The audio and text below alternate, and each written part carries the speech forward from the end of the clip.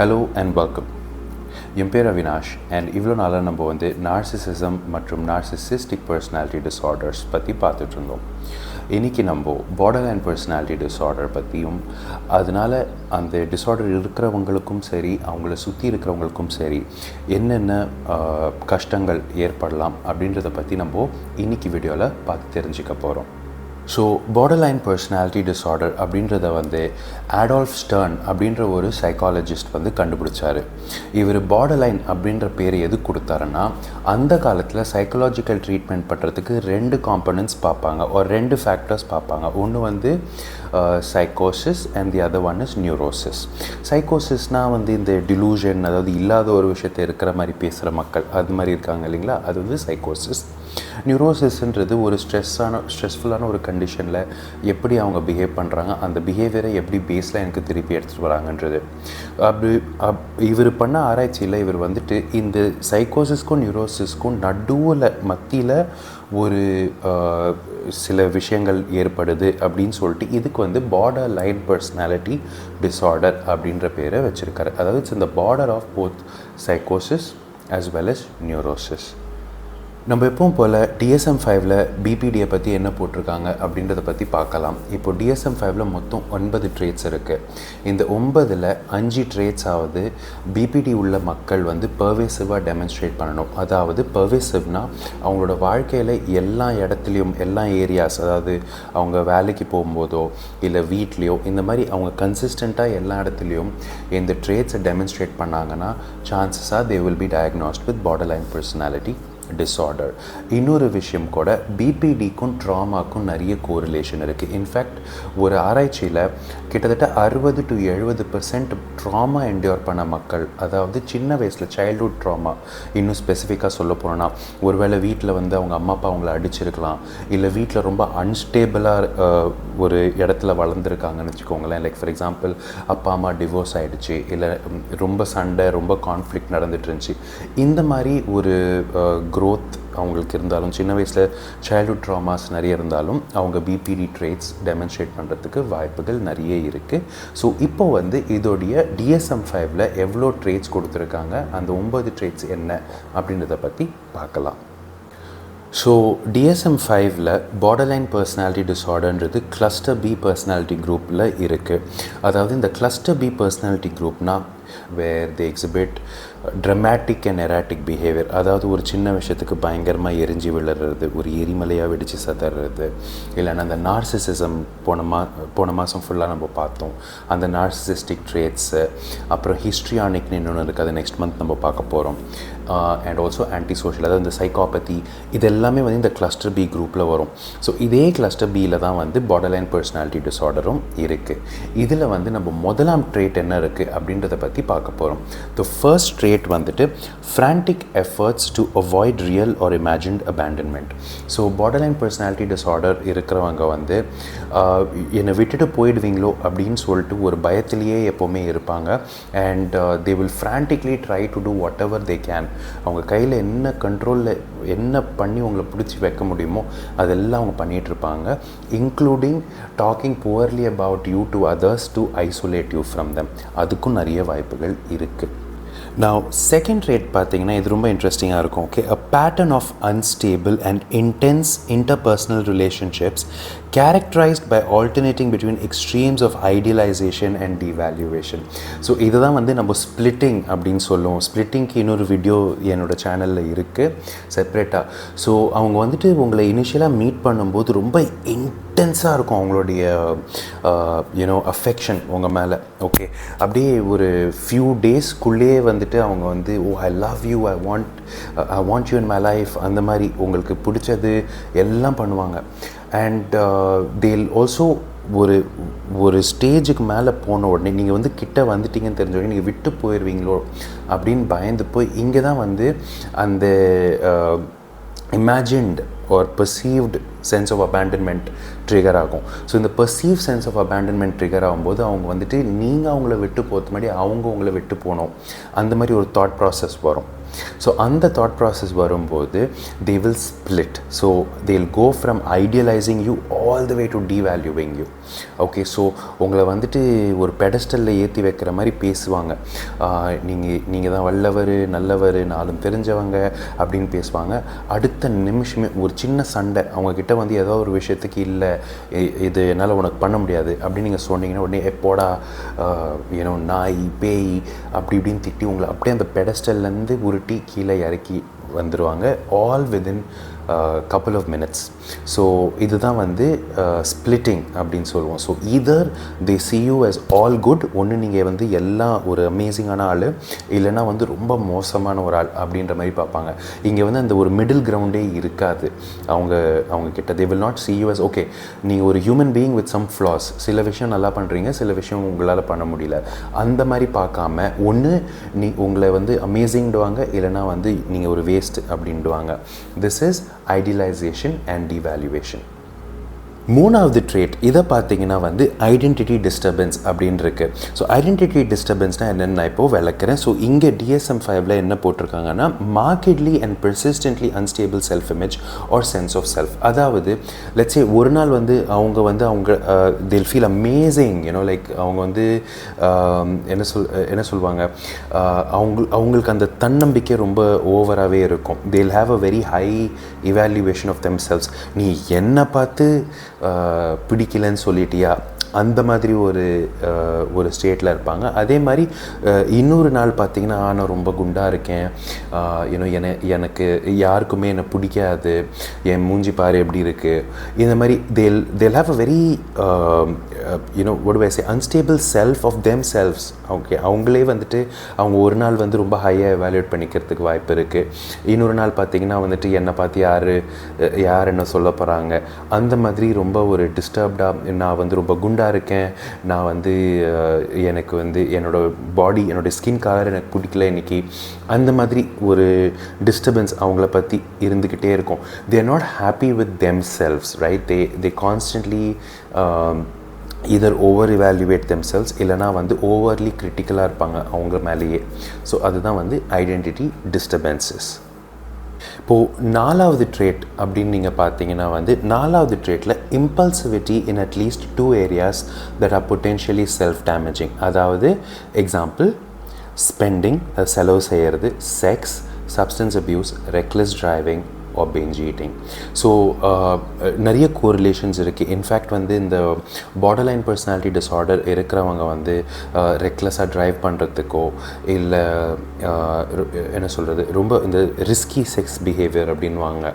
Okay, அதாவது contraceptive இல்லாமல் பண்ணுறது, தி மைட் என்ஜாய் இட் ஆர் வந்துட்டு ரொம்ப ஒரு பெயின்ஃபுல்லான ஒரு சில விஷயங்கள் பண்ணுறது, இதெல்லாம் இருக்கும்.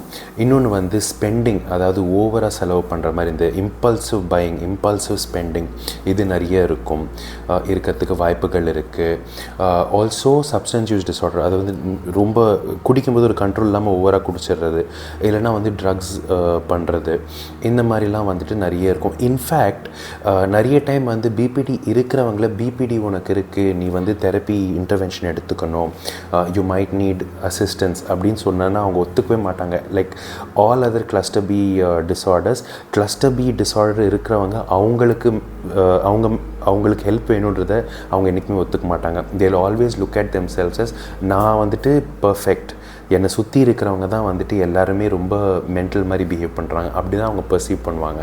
ஸோ அவங்கள வந்து இதுக்காக வந்து நம்ம தெரப்பிக்கு அனுப்ப முடியாது.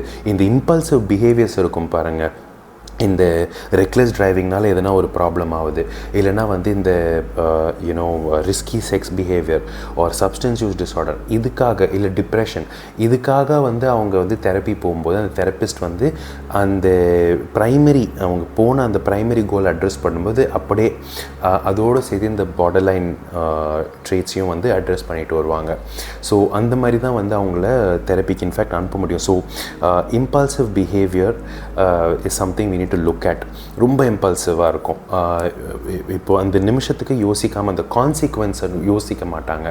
இன்றைக்கி நான் வந்து இந்த பிஹேவியரை பண்ணேன்னா நாளைக்கு இது என்னை எப்படி இம்பேக்ட் பண்ணும், அந்த மாதிரி அவங்க வந்து இந்த கான்சிக்வன்ஸை வந்து யோசித்து பார்க்காம இம்பல்சிவாக அவங்க வந்துட்டு ஒரு விஷயம் பண்ணிவிடுவாங்க. அதாவது செலவு பண்ணுறதோ இல்லை செக்ஸ் பண்ணுறதோ இல்லை ட்ரக்ஸ் எடுத்துக்கிறதோ எது வேணாலும்.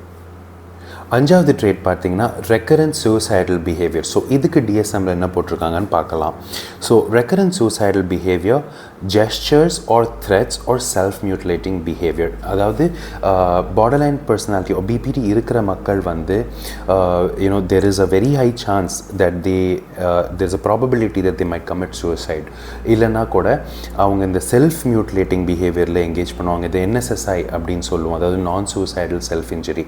இந்த கையாறுத்துக்கிறது, சிகரெட்டை வச்சு கையில் போக் பண்ணிக்கிறது.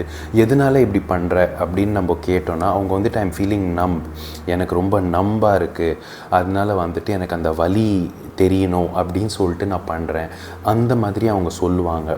ஓகேங்களா? So this is very dangerous. ஏன்னா ஆஃபன் அட் டைம்ஸ் வந்து ஒரு பிபிடி இருக்கிறவங்க வந்து இறந்து போகணுன்றதுக்காக இந்த மாதிரி அவங்க பிஹேவ் பண்ண மாட்டாங்க. அவங்க வந்து அட்டென்ஷனுக்காக இந்த மாதிரி பிஹேவ் பண்ணுவாங்க. ஏன்னா இப்போ ஒரு சின்ன வயசில் நினச்சி பாருங்களேன், ஒரு குழந்தை ட்ராயிங் பண்ணுது, உட்காந்து உரையுது, எதையோ உரைஞ்சிட்டு அம்மா பக்கத்தில் வேலை செய்கிறாங்க. அம்மா இந்த ட்ராயிங் பாருமா எப்படி இருக்குது அப்படின்னு சொல்கிறாங்க. அம்மா வந்துட்டு நான் பிஸியாக இருக்கேன், ஒரு 10 நிமிஷம் வெயிட் பண்ணேன் அப்படின்றாங்க. திருப்பி இந்த குழந்தை வந்துட்டு ட்ராயிங் பாருமா அப்படின்றாங்க. அவங்க வந்துட்டு கொஞ்சம் பிஸியாக இருக்குப்பா, கொஞ்ச நேரம் வெயிட் பண்ணு அப்படின்னு சொல்கிறாங்க. இப்போ ஃபைனலாக இந்த குழந்தை என்ன பண்ணுதுன்னா பெயிண்ட்டை தூக்கி தரையில் கொட்டிடுது. ஓகே, ஸோ பெயிண்ட்டை தூக்கி தரையில் கொட்டின உடனே என்ன ஆகுதுன்னா அம்மா உடனே அந்த இன்ஸ்டண்ட்டு திரும்பிட்டு நீ என்ன லூஸாக உன்னை வந்துட்டு நான் அப்போவே 10 நிமிஷம் வெயிட் பண்ணுன்னு சொல்கிறேன்ல அப்படின்றாங்க. ஸோ இந்த குழந்தை என்ன கற்றுக்குதுன்னா இதுலேருந்து நான் வந்து நார்மலாக என்னை வந்து கண்டுக்கோங்க, என்னை பாருங்கள் அப்படின்னு சொன்னால் என்னை யாரும் கண்டுக்க மாட்டாங்க.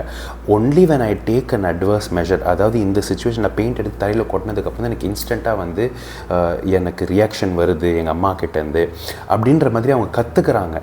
ஓகேங்களா? ஸோ இதை வந்து இப்போது க்ரோன் அப்ஸ் என்ன மாதிரி பண்ணுவாங்கன்னா இந்த செல்ஃப் மியூட்டிலேட்டிங் பிஹேவியர். சரி, நான் வந்து நல்லா சொல்லி பார்த்துட்டேன், என்னை நீ வந்துட்டு என்னுடைய உதவிக்கு வர மாட்டேங்கிற, இப்போ நான் என்ன பண்ண போகிறேன், என் கையை அறுத்துக்க போகிறேன், இல்லைனா வந்து சிகரெட்டை வச்சு நான் குத்திக்க போகிறேன்.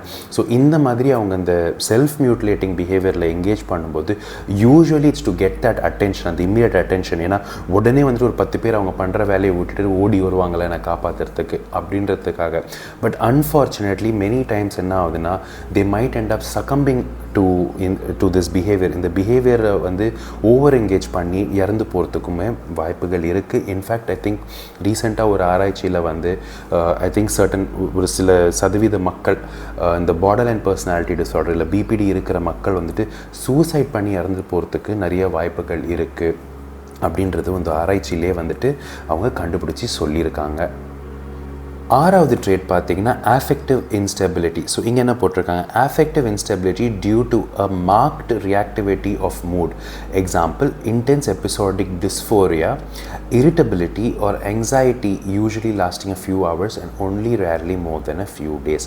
ஸோ இங்கே வந்துட்டு அவங்க இந்த டிஸ்ஃபோரியா அப்படின்றதுனா என்ன, ஸோ அதாவது எபிசோடிக்காக இருக்கும் இந்த பிஹேவியர். ஓகே, ஸோ இப்போ எப்படி பைப்போலர்னால் வந்து ரொம்ப சந்தோஷமாக இருப்பாங்க, இல்லைனா ரொம்ப டிப்ரெஸ்டாக இருப்பாங்க அப்படின்ற மாதிரி. ஆனால் bipolar and borderline is lot of difference, right? அந்த மாதிரி வந்து இப்போ பார்டர் லைனில் வந்து எபிசோடிக்காக இருக்கும். அதாவது ஒரு நிமிஷம் ரொம்ப சந்தோஷமாக இருப்பாங்க, அடுத்த நிமிஷம் ரொம்ப அப்படியே வருத்தப்பட்டு துக்கமாக வாழ்க்கையே அவங்க மேலே ஒரு வெயிட்டாக வந்து உட்காந்துட்டு இருக்கிற மாதிரி ஒரு ஃபீலிங்கில் இருப்பாங்க. ஒரு செகண்ட் வந்து ஜாலியாக வந்துட்டு வா வெளில போகலாம் அப்படின்ற மாதிரி இருக்கும், எல்லோரும் வெளில போய் நான் ஜாலியாக என்ஜாய் பண்ணிட்டு வரலான்னு. அடுத்த நிமிஷமே வந்துட்டு இல்லை எனக்கு மூடு போச்சு, ரொம்ப ஒரு மாதிரி லோவாக ஃபீலிங் இருக்குது. எதனால அந்த லோவாக ஃபீலிங் இருக்குன்றதை அவங்களால ஆர்டிகுலேட் பண்ண முடியாது. என்னன்னு தெரியல, என்னமோ ஒரு மாதிரி இருக்குது, ரொம்ப லோவாக இருக்குது, ரொம்ப கஷ்டமாக இருக்குது, ஆனால் எதனால இந்த மாதிரி இருக்குது அப்படின்றது எனக்கு தெரியல. ஏன்ப்பா ஏன் லோவாக இருக்க அப்படின்னு நீங்கள் கேட்டிங்கன்னா வந்துட்டு இல்லை எனக்கு வந்துட்டு எதனால லோவாக இருக்குன்னு தெரில, பட் எனக்கு ரொம்ப லோவாக இருக்குது, என்ன பண்ணுறதுன்னு தெரியல அப்படின்ற மாதிரி அவங்க அப்படியே சட்டுன்னு மாறுற மாதிரி இருக்கும் அந்த ஒரு ஸ்டேட்டுக்கு. அதுதான் வந்து எபிசோடிக்கு. அதாவது வந்து ஒரு நிமிஷம் ஒரு எபிசோட் நல்லா இருக்காங்க, அடுத்த எபிசோட் ரொம்ப டிஸ்ஃபோரியா, அதாவது டிஸ்ஃபோரிக் ஸ்டேட்டில் இருக்காங்க. ஏழாவது ட்ரேட்ஸ் பார்த்திங்கன்னா வந்துட்டு chronic sense of emptiness. Chronic sense of எம்ப்டினஸ்னால் என்ன, நம்ம வந்துட்டு நார்மலாக என்ன பண்ணுவோம், கொஞ்சம் பெருமையாக இருப்போம். ஓகேங்களா, இந்த மாதிரி நான் இவ்வளோ அச்சீவ் பண்ணிட்டேன், வாழ்க்கையில் இவ்வளோ பார்த்துட்டேன், இவ்வளோ அடைஞ்சிட்டேன், ஓகே அந்த கார் வாங்கணும்னு நினச்சேன் வாங்கிட்டேன், அந்த பைக் வாங்கணும்னு நினச்சேன் வாங்கிட்டேன், ஒரு வீடு வாங்கணும்னு நினச்சேன் வாங்கிட்டேன். So we celebrate our achievements. ஆனால் பிபிடி இருக்கிறவங்க பார்த்திங்கன்னா வந்து அவங்க எவ்வளோ அச்சீவ் பண்ணாலும் அவங்களுக்கு உள்ளே வந்துட்டு ரொம்ப ஒரு க்ரானிக்காகவே என்னமோ அந்த ஒரு பெரிய ஓட்டை இருக்குது, அந்த ஓட்டையை வந்து அவங்க எது போட்டாலும் அந்த ஓட்டையை நிரப்ப முடியல, அந்த மாதிரி ஒரு ஃபீலிங் இருக்கும். ஒரு வாய்ட்லேயே அவங்களுக்குள்ளே ஒரு பெரிய வாய்டு இருக்கிற மாதிரி ஒரு ஃபீலிங் இருக்கும். இதுதான் வந்துட்டு க்ரானிக் சென்ஸ் ஆஃப் எம்ப்டினஸ் அப்படின்னு சொல்லுவோம். எட்டாவது பார்த்திங்கன்னா intense anger or disproportionate anger அப்படின்னு சொல்லலாம். இது டிஎஸ்எம்மில் என்ன போட்டிருக்காங்கன்னு பார்க்கலாம்.